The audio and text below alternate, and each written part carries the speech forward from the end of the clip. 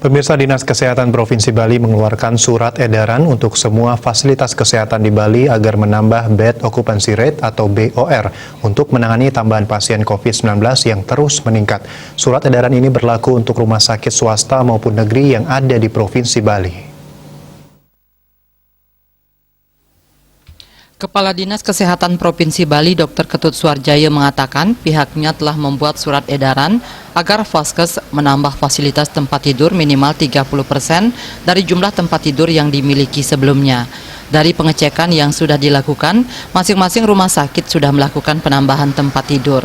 Bahkan Rumah Sakit Bali Mandara menambah fasilitas tempat tidur hingga 40%. Meski sudah melakukan penambahan, ia memastikan tetap melakukan pemantauan agar tidak terjadi kekurangan fasilitas tempat tidur di atas 70%.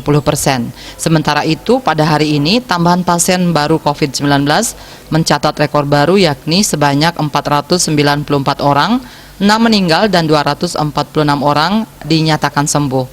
Di pihak lain, pasien masih dalam perawatan hingga hari ini sebanyak 2.637 orang, termasuk 12 orang merupakan warga negara asing dan 65 orang berasal dari kabupaten lain.